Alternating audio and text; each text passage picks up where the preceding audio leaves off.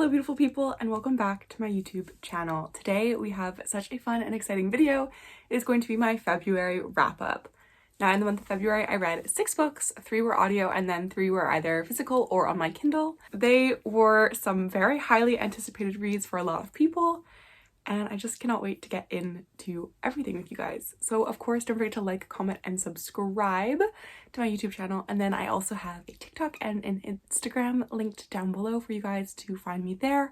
I'm really active on TikTok and I've been having a lot of fun posting, so if you want to see me more regularly than like about every 2 weeks or whenever I do post here, that would be really great, and I will see you guys over there. This reading month was a lot of fun for me. I feel like I really enjoyed the books that I was reading, and I had like a wide variety of like fantasy and romance. Like I wasn't like hyper fixated on either genre, which was a lot of fun. The first book that I finished in February was actually House of Flame and Shadow by Sarah J. Maas. Now I know that this is some people's most anticipated read of the year, and this was my most anticipated fantasy read of the year, and my most anticipated romance is probably gonna be Funny Story. There are so many great books that are coming out this year. So this book, I have quite a few thoughts on it and I don't really know where I'm standing, because some moments I'm like, this was amazing, I loved the world building, I loved the continuation of the story and the unfolding, and then other parts I was like, oh my gosh, Ethan and Tharian are sharing like one singular brain cell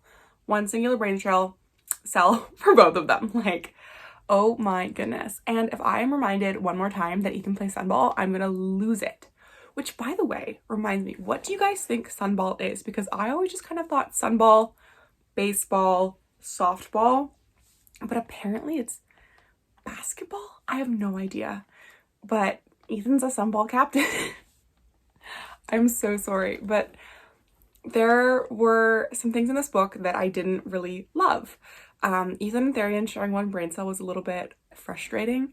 I also didn't really love Bryce and Hunt in this book, which is really interesting because they're kind of like the core couple, even though the books have expanded outwards to have a wide cast of characters. I found that the Bryce that we were reading in this book wasn't the Bryce that we had read in the first book and even the second book, even though I do have my problems with the second book. It just felt like Bryce was lacking sympathy and was just not taking Hunt's fears and emotions into account and wasn't acting the way that I believe she should have. I'm also wondering when the wedding happened here, because like last I thought it was just like Celestina's party in book 2. So I didn't love Bryce and Hunt's dynamic, and even some of the things that Hunt was doing I wasn't like a huge fan of, but the team carry of this book was by far Rune and Lydia. Oh my goodness gracious, I love them. They are what got me through. They are what happened in this book that I loved. And do you know how awesome you have to be? Like, do you know how awesome you have to be to like have like such little chapters but serve so hard in a book? It was amazing. And I will also say that I really enjoyed Jessica's story. I thought it was really cool what happened with Hypaxia, and there were a lot of aspects that I enjoyed, but she's thick and I wasn't always a huge fan of what was happening. But the world building, the crossover, the situation, it was interesting, but there are also aspects I didn't like. So I think I've landed on like a 3.5. I think that's where I'm at.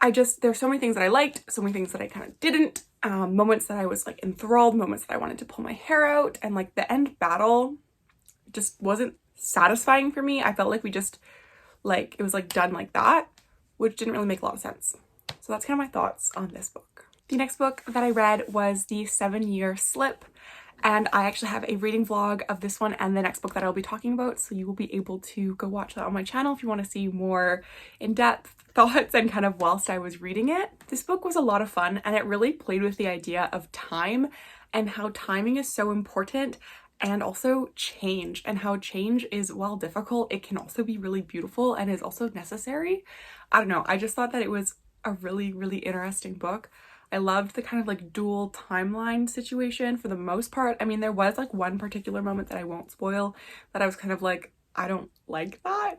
But I do talk about it in my reading vlog if you want to go check that out. I really thought that I liked how both of these characters had to kind of meet in the middle and like really come to terms with where they were at their lives. Like both of them had to not change, but change in some aspects, which was really interesting. I was happy that both of them had two and not just one person. I found the just general kind of commentary about like the birds and things like that to be really entertaining. So the 7 Year Slip follows our main character after losing her aunt, and she goes and ends up moving into her aunt's apartment, and there's a magical element because the apartment is actually sentient and it can throw you 7 years into the past.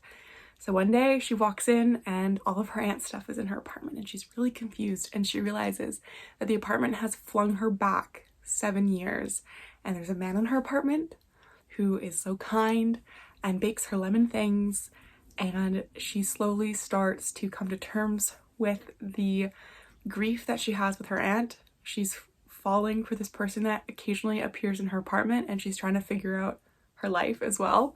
And it's just a beautiful story. There are some heavier topics that are handled in this book, like suicide, so do check trigger warnings and please take care of yourself in that regard. But this book was overall just a really enjoyable read that like kind of captured what a rom-com was in some ways. So I really enjoyed that. I felt like this was kind of like my first like good rom-com in like a little bit. But then there were aspects that I wasn't like a huge fan of as well that were kind of like lingering in the background.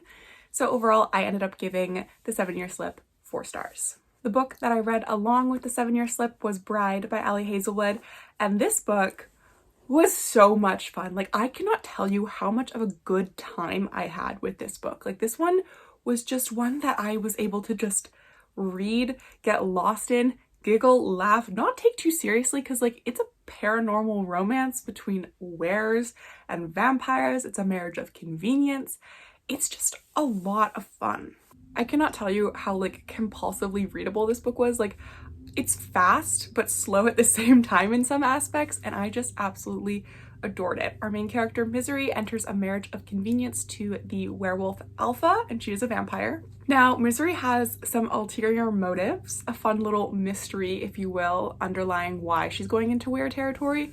And this book kind of follows Misery figuring out this mystery, as well as the kind of alliances and situations that are happening between the werewolves, the vampires, and the humans.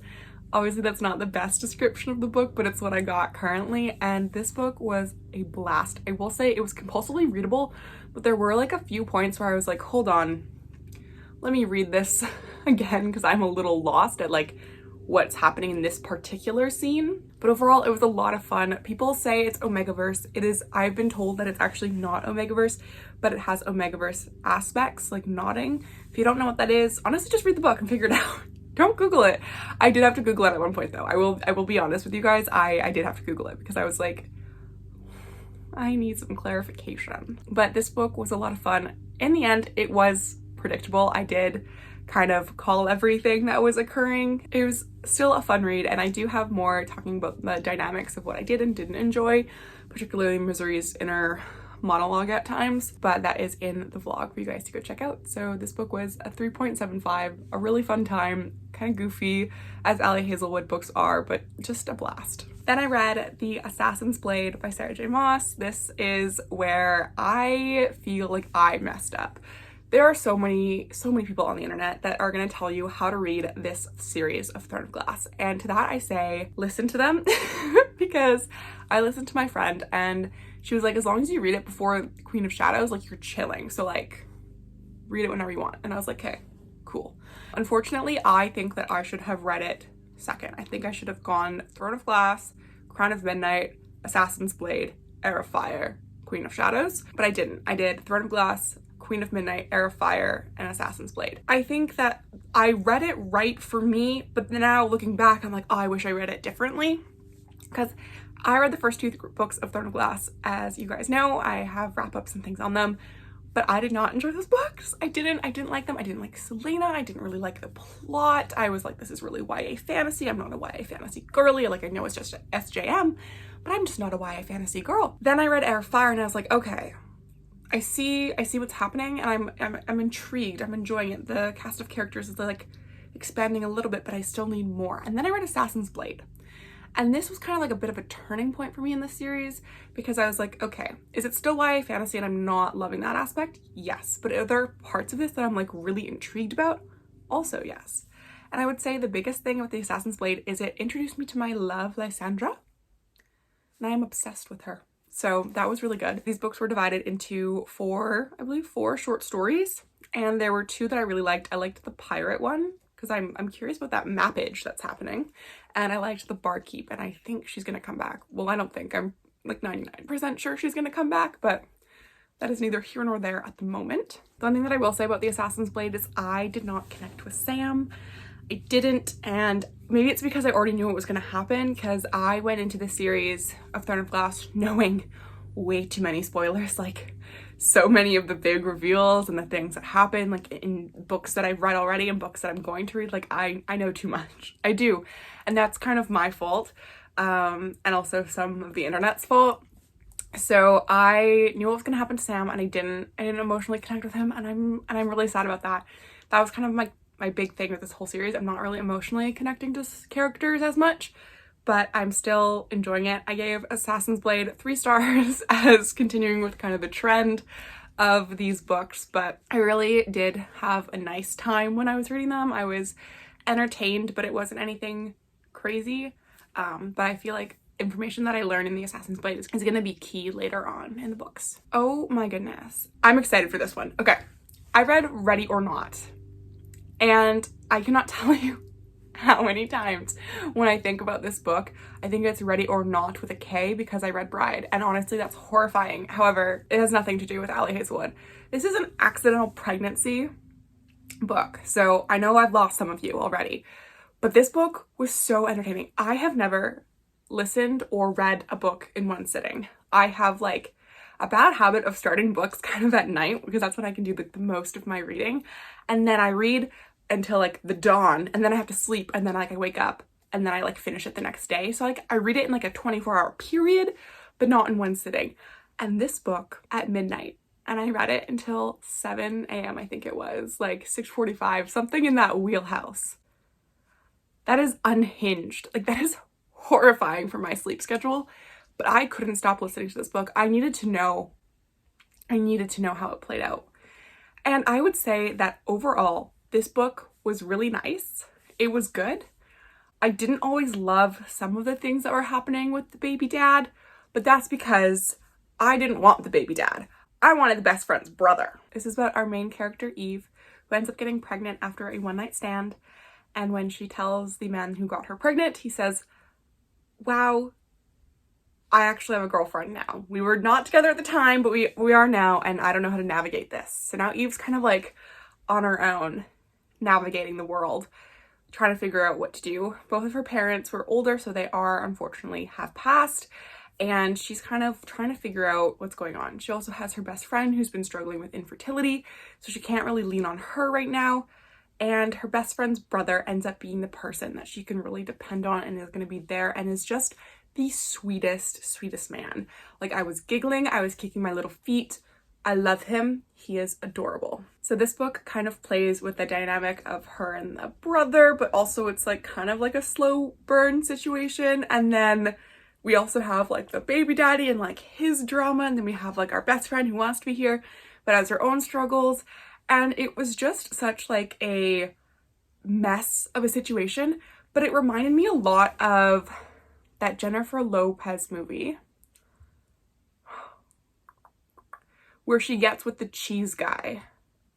What is that movie called? I'm gonna put the poster up because I had the name in my head this entire time, but now it's gone, of course. Why would it be here? I just was thinking about that movie kind of like the entire time in the background, which was a lot of fun.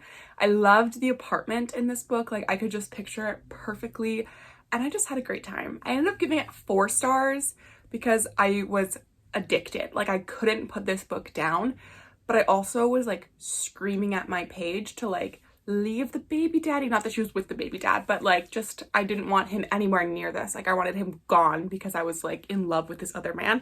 But but we needed the baby dad to be here. I don't know why I'm doing this as if like they're like sitting here, but I just had a great time. I will say I gave it 4 stars, but a couple weeks later, now that I'm filming this, it's like March something or other, March 7th.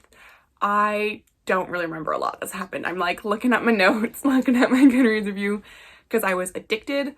It was really good, but I also don't remember a lot, but I remember it being cute. I didn't like the beginning of this book because I just found the doctor appointment, like the first chapter, to be very off-putting, but like it was written so well that I thought that I was at the doctor, and it was like just such like despair, but also like worry, and then like mean nurse, and I was like, oh my god, this is awful. And I actually put a book down. I put it down. I read the first chapter on my Kindle and I was like, I can't do this. And I'd heard really good things about the audiobook. So I got the audiobook. I started listening to it at chapter 2. I just didn't put myself through the first chapter again, and then I was good. So I will say that I could not handle the first chapter. I don't know what it was about reading it with my Kindle. I don't know what mood I was in. It probably isn't as bad as I remember it being, but there was just something about that first chapter that just really, really made me not okay. So that is why it's getting 4 stars, as well as some of the baby dad drama and things. But it was really good. Like, I had fun. Like, I stayed up till 6:45, 7 a.m. in the morning listening to this thing. So it was fun if you like accidental pregnancy. If you don't, I wouldn't recommend this book because it's really circling the pregnancy. It's really, really heavy on the pregnancy. It's not like accidental pregnancy, like a little bit of romance. It's like pregnancy, a little bit of romance, you know? I think I just said the same thing, but I think you guys know what I mean. The last book that I read in the month of February was on my Kindle, and that was Queen of Shadows by Sarah J. Maas. Now, this has definitely been my favorite installment of the Throne of Glass series. I really think that this book, with the wider expanse of characters, is definitely headed in the right direction for me enjoying the series. I got to see my girl Lysandra, and I got to fall in love with her in this book. I got to see just some masterful reveals. Like, this was the book that I went into knowing the least amount of information about, and I was so happy about that, because the unveiling of like certain moments, like the way that Selena had like meticulously plotted things, I didn't see coming, and I won't tell you what they were, but it was just a lot of fun. I'm definitely growing more attached to some of the characters, but I'm still not at that like ACOTAR level of like attachment. I am really curious about a bunch of different storylines that are going on, and like this was definitely the book that like, it feels like a completely different book. Like, it's the book that is starting the rest of the series. Felt like a really big turning point in the series. Like, there was before Queen of Shadows and there's after Queen of Shadows. Like, you know, like Queen of Shadows I felt like was book 1 for me, like, of this series. And I know that it's not, because I know you need all of the other background information, but if this was book 1 of Throne of Glass, like, I would be screaming from the rooftops. I had a great time. I did, and I would say that that has to do with how I kind of read it. Like, I was like reading it in little chunks, and I wasn't really getting into it because I was like, oh, I don't know if I want to read this right now. And then I spent literally all day Sunday, and I finished like so much of it. I don't know the exact percentages because on my Kindle I bought the 8 books in one on my Kindle, and it doesn't tell me the percentages. I can only do by chapters. But I read all of part 2 in one day, and it was amazing. The reveals, the takedowns, the battles were like, this is what I know from SJM. Like, the battles in this book, they were fun. So I gave this book 4 stars. There were some things that I still was like, I don't really know about, and I'm not 100% loving like the romance in some aspects. Like, sometimes they say things and I'm like, this is kind of cringy, this is kind of like cheeky, but like, I'm also not mad at it, but I'm also like, you know, I don't know if I'm explaining it right. So I gave it 4 stars. Like, it was fun. I am definitely looking forward to reading the rest of the series. I think I'm gonna do the tandem read, but I have yet to fully wrap my head around that one. I'm like, I've started the tandem read, and I think I need to take a break from the series. So we'll see what ends up happening. I'll talk to you guys more about that in my March wrap-up. That was everything that I read in the month of February. It was honestly a really fun reading month, and it was a reading month that I didn't even realize how many books that I read. And also, I feel like I have some good books that I read this month, which was really exciting. I'm still hunting for my first 5-star of the read. Words! I'm still hunting for my first 5-star read of the year that's not a reread. I'll get more into that in the March wrap-up. But I am needing a 5-star read. So if you guys have any recommendations on a 5-star read, please leave them down below. As always, don't forget to like, comment, and subscribe. Definitely check out my TikTok. I am like having a lot of fun on there. And I'll see you guys in the next video. Bye, everybody.